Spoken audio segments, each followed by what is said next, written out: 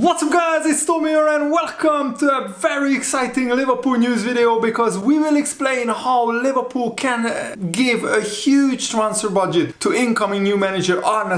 He will have an official unveiling on June the 1st, so you will have the first official interview from Arne then. But Liverpool are working hard behind the scenes on transfers, and in this video we will explain through a football finance expert and also through looking through Liverpool's accounts of why Liverpool can spend big in this summer transfer window, and FSG need to give 150 to 200 million pounds to spend to Arne so he can really kickstart this next phase of the Liverpool revolution. But Liverpool are in a very good place financially in terms of financial fair play and profit and sustainability rules, and we will look at the details in a little bit later. But Dr. Dan Plumley, a sports finance expert at Sheffield University, is expecting Liverpool and other clubs, some clubs, to be more reserved in the market this summer in the wake of the case studies, and also in the wake of Man City are about to be heavily punished through breaking financial fair play rules. Everton, Nottingham Forest already got points deductions, and you could see already in the January transfer window that Liverpool and a lot of Premier League clubs spent way less than they usually do because they are wary of finally the Premier League standing their ground and enforcing financial fair play rules. But this finance expert is indicating that Liverpool are in a much better health financially than most of their top 6 rivals and most of their rivals in the Premier League. So if you enjoy these videos, make sure to leave a like, subscribe if you are new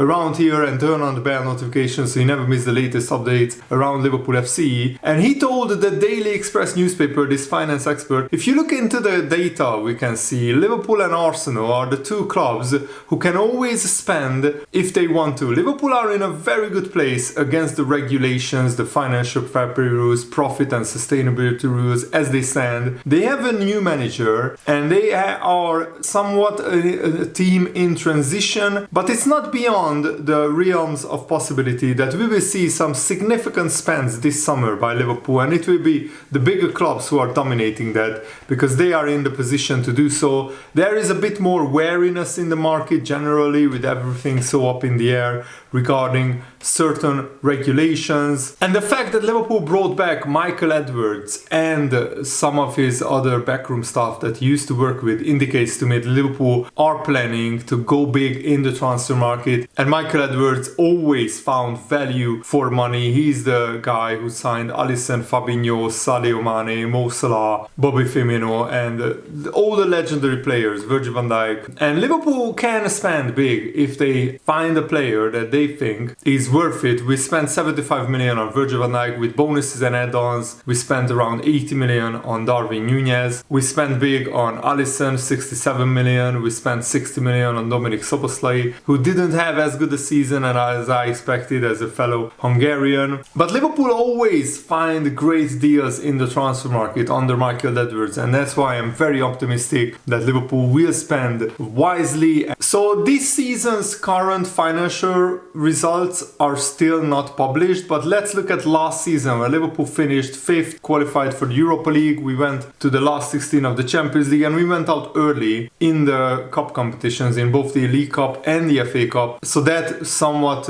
offsets not going far in the Champions League. And let's look at the financial results, because I think this season Liverpool have done better. Even though in the Europa League there is less money to be earned, Liverpool went further than in the Champions League, and also Liverpool went all the way in the League Cup, and we went to the quarterfinals of the FA Cup as well. So Liverpool achieved almost 600 million pounds in revenue in the 2022-23 season. Operating expenses rose 20 million, which is just by 3%, to 632 million. Net interest payable was up to 4.5 million, but Liverpool also made a profit on player sales that went up to 34 million. Loss after tax was just 7 million, which is very achievable. So you can see here the profit and loss account for 2022 and 2023. And Liverpool achieved similar revenues in terms of almost 600 million. I think we surpassed 600 million this season. So Liverpool did a lot worse than, of course, in the 21-22 season, where we almost won the quadruple. We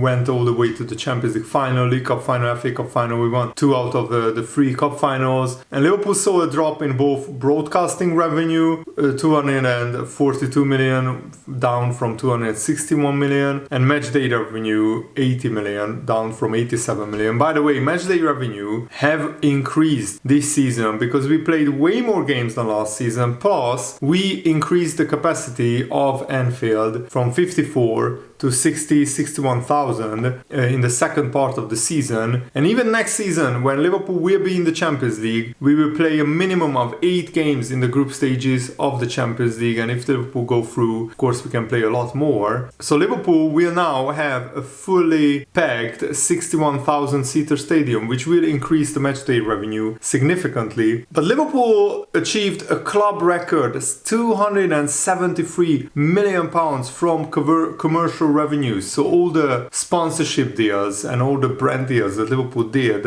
And here you can see Liverpool's changes in profit and loss from every single aspect. These are the changes from the 21-22 to the 22-23 season. Liverpool's expenses still grew but not by a lot amount. Wages rose 2% to 373 million. That's the biggest expense of Liverpool. Player amortization climbed up to 108 million. Other expenses increased a little bit. But Liverpool's 9 million pre-tax deficit is actually the third best result in the Premier League in the 22-23 season. As you can see, only Man City and Brentford surpassed Liverpool in terms of profit. This sustainable approach is in a stark contrast to very large losses achieved by Aston Villa, Southampton, Newcastle, Wolves and Arsenal. And look at Chelsea's losses, and Chelsea's losses were even bigger last season.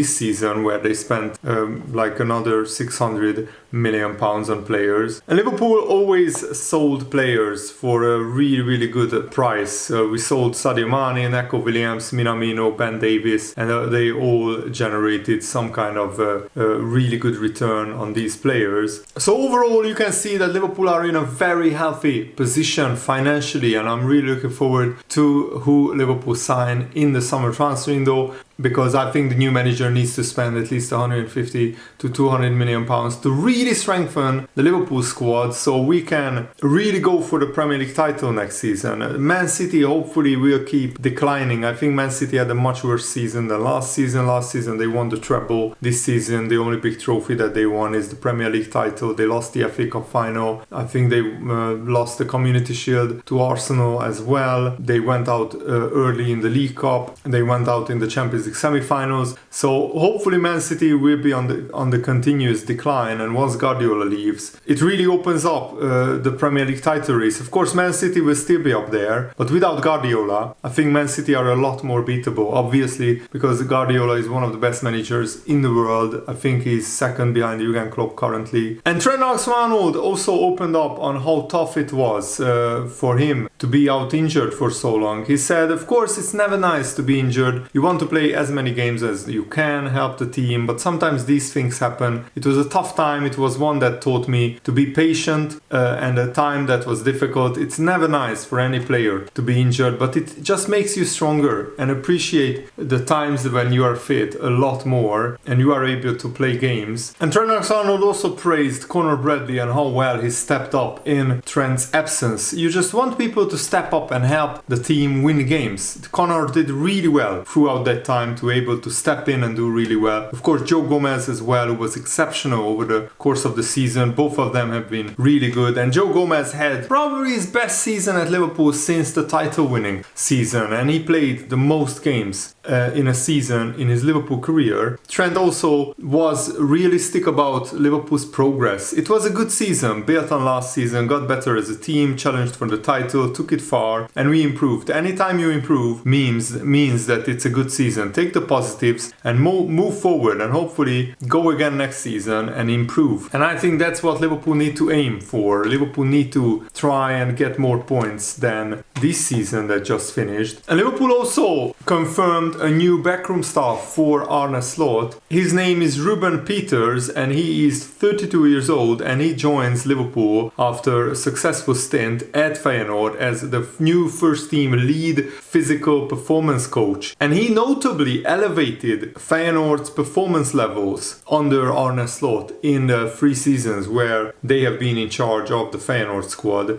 Of course, the importance of physical performance in football cannot be overstated. Ruben Peters' role at Liverpool will bridge the gap left by former staff members Andreas Kohlmeier and Andreas Schlumberger. Kohlmeier focused on fitness and conditioning. Schlumberger specialized in performance and recovery. Peters' comprehensive role suggests a blend of these 2 or 3 or 4 areas, reflecting a strategic move by Liverpool to streamline their approach to player fitness and player performance. And also, Liverpool keep continuing reshaping their staff. The club is actively seeking to fill first team physiotherapist role, physical performance coach with a focus on strength and conditioning as well. These new roles are crucial for Liverpool as they try to innovate how their medical and performance services are delivered, and Liverpool need to improve in that area because we have suffered too many injuries last season,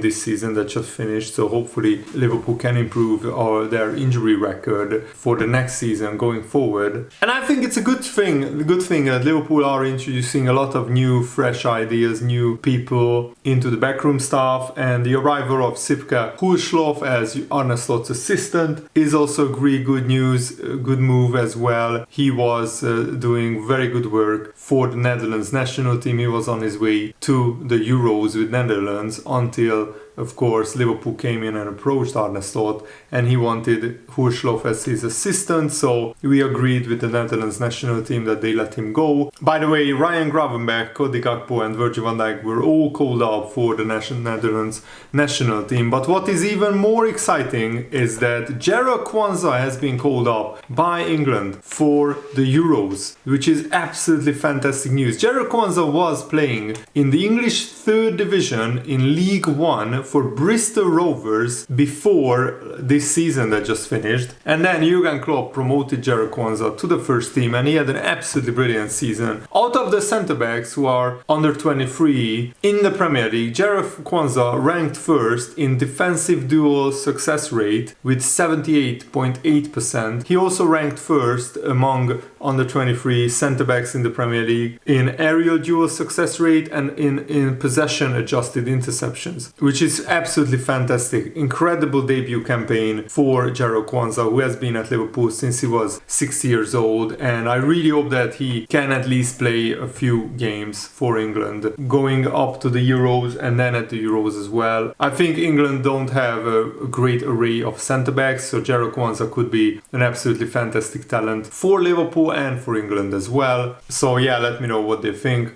about everything that we talked about in this video, and I hope you guys enjoyed it. Have a nice day. Thanks for watching. See you later. Goodbye.